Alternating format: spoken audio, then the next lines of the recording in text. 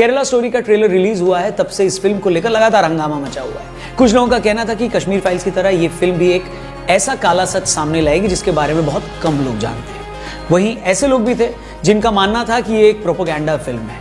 मगर 2 घंटे 18 मिनट की ये फिल्म को बड़े करीब से देखने के बाद मैं ये भरोसे के साथ कह सकता हूं कि फिल्म में ऐसा कुछ भी नहीं दिखाया गया जो झूठ हो। फिल्म केरल की 3 ऐसी लड़कियों की कहानी है जो अलग अलग शहरों से नर्सिंग का कोर्स करने आती हैं। वहां उनके हॉस्टल में मुस्लिम लड़की उन्हें एक मिलती है। इसके बाद फिल्म में सिलसिलेवार तरीके से दिखाया गया है कि कैसे वो लड़की मजहब के नाम पर इनका ब्रेन वॉश करती है। इन्हें बताती है कि तुम्हारा भगवान कमजोर है और वो खुद अपनी रक्षा नहीं कर सकता, सिर्फ इन्हीं का भगवान हम सबको बचा सकता है।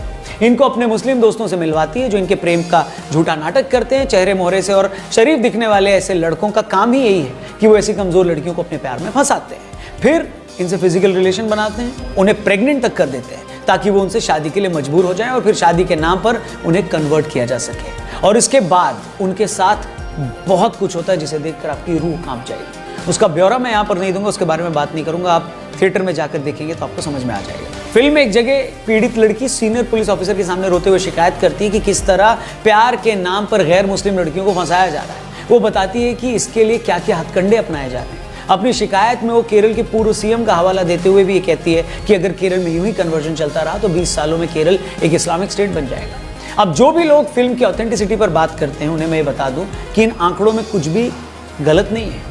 अगर केरल में हम कन्वर्जन के लव जिहाद के मामलों पर नजर डालें तो आपके पैरों के तले जमीन खिसक जाएगी। यहां मैं एक एक करके वो तमाम फैक्ट्स रखने वाला हूं जिससे शायद ऐसे लोगों को तसल्ली मिल सके जो फिल्म को फेक बताने लगे हैं। ठीक है, बाकी उनकी ओपिनियन में भी जरूर बदलाव आएगा इन चीजों को देखने के बाद। देखिए, फिल्म जिस लव जिहाद और कन्वर्जन की बात करती है वो कोई हवाई मामला नहीं है।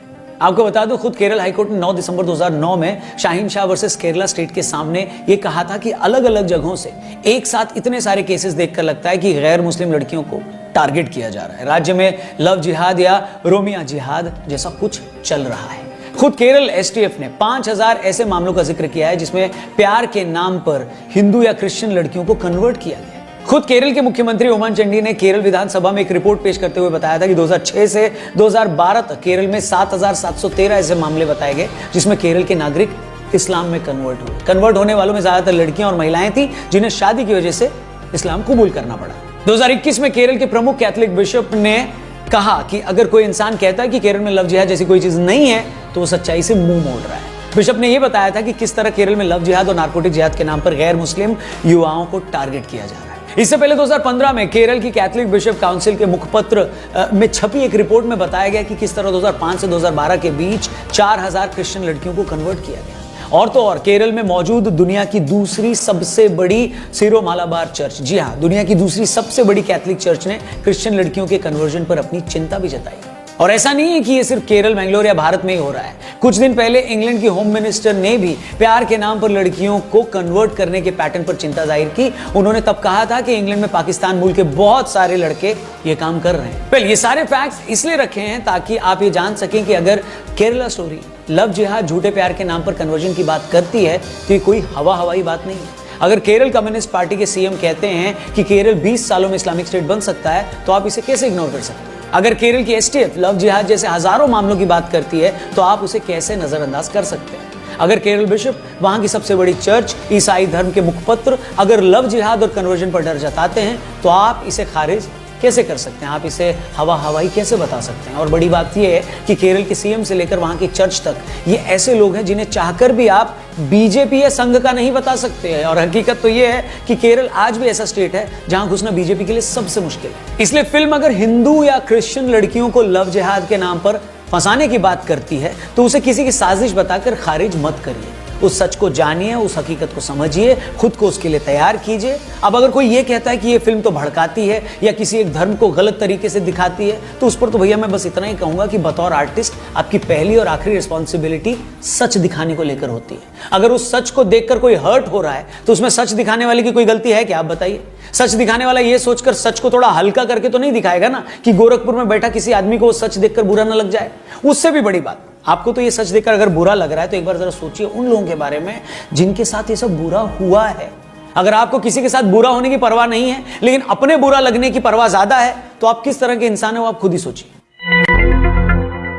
फिल्म के सीन में लव जिहाद में धोखा खाई लड़की अपने फादर से ये पूछती है कि पापा आपने हमें कभी हमारे कल्चर के बारे में नहीं बताया। मुझे लगता है ये सवाल इस पूरी फिल्म का सार है, इस पूरी फिल्म की सीख है।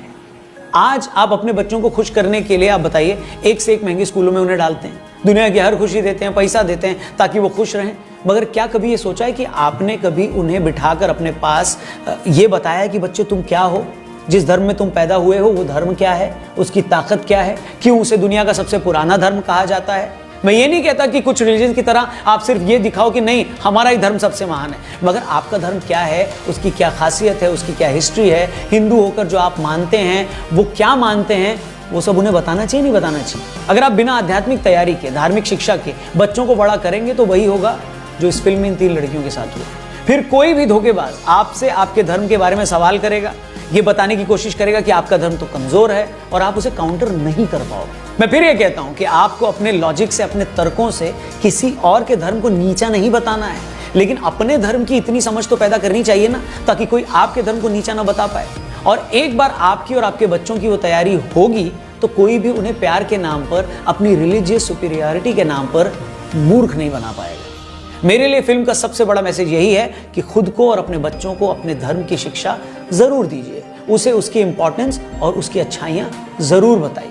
वापस फिल्म पर लौटूं तो प्रोड्यूसर डायरेक्टर को अच्छे से पता था कि कुछ लोग इस फिल्म में दिखाई कहानी की ऑथेंटिसिटी पर सवाल खड़े करेंगे, इस पूरी की पूरी समस्या को ही वो खारिज करने की कोशिश करेंगे। इसलिए फिल्म के आखिर में उन्होंने उन लोगों के बयान सुनाए हैं जिनकी जिंदगी पर यह फिल्म बनी है, ताकि कुछ लोगों को यह ना लगे कि डायरेक्टर ने हवा हवाई बात कर दी। और फिल्म के एंड में ही आपको ये देखकर बहुत बुरा भी लगता है कि जिन बच्चियों के साथ ये गलत काम हुआ उनके गुनहगार आज भी खुलेआम घूम रहे हैं। एक लड़का जो फिल्म में लड़की को धोखे से प्रेग्नेंट कर देता है, उसका असली किरदार मतलब जो रियल लाइफ में वो लड़का है, वो अब भी केरल में पिज्जा शॉप चला रहा है। अच्छा, कुछ लोग ये भी शिकायत कर रहे हैं कि अरे फिल्म के टीजर में ये कैसे कह दिया कि 30,000 लड़कियों को बरगलाया गया है, उन्हें धोखा दिया गया है। तो ऐसे लोगों को मुझे सिर्फ इतना ही कहना है कि भैया, जिस गुनहगार लड़के की जिंदगी पर फिल्म बन गई, जिसका गुनाह इतना बड़ा था कि पर्दे पर वो आ गया, जिसकी लाइफ पर फिल्म वालों ने घंटों की रिसर्च कर ली, और जब वो लड़का केरल में खुलेआम घूम सकता है तो बाकी हजारों लड़कियों की तो कौन ही सुनेगा। और जब उनकी सुनेगा ही नहीं और उनकी कहीं FIR दर्ज नहीं होगी तो असल आंकड़ा सामने कैसे आएगा। फिर भी जिन लोगों को सबूत चाहिए तो एक छोटा सा काम करो, YouTube पर केरला स्टोरी पर बने किसी भी वीडियो पर चले जाइए और देखिएगा वहां टॉप कमेंट किसका है। आपको हर टॉप कमेंट में यही लिखा मिलेगा कि yes, I am a Keralite and I can say it is a true story. हाँ, मैं केरल का रहने वाला हूं और मैं कह सकता हूं कि ये एक सच्ची कहानी पर बनी है। पूरा YouTube इन कमेंट से भरा पड़ा हुआ है। इसके बावजूद अगर आपको लगता है कि केरल के 3 मुख्यमंत्री झूठे हैं, केरल हाईकोर्ट झूठी है, केरल STF झूठी है, जिन 3 लड़कियों पर फिल्म बनी है वो झूठी हैं और सिर्फ आप ही सच्चे हैं, तो मैं तो यही कहूंगा कि चूहे के सामने अगर बिल्ली आ जाए और चूहा आंख बंद कर लेना तो उससे बिल्ली चली नहीं जाती, वो उसे खा जाती है। इससे पहले कि ये कड़वी हकीकत आपको खाए, चूहे की तरह आप भी आंखें खोलिए और हकीकत का सामना करिए। और एंड में बस यही कहना चाहूंगा कि आपको ये सच्ची कहानी जरूर देखनी चाहिए। खुद भी देखिए, अपने परिवार को भी दिखाइए। एक बार फिल्म देखेंगे तो खुद ब खुद समझ जाएंगे कि आप क्या नहीं कर रहे जो आपको करना चाहिए। वही बात फिल्म में लड़की अपने पिता से कहती है कि पापा, आपने कभी हमें अपने कल्चर के बारे में क्यों नहीं बताया। देखिए और समझिए कि आपको क्या करना है और आप क्या नहीं कर रहे हो। बाकी इस वीडियो में इतना ही।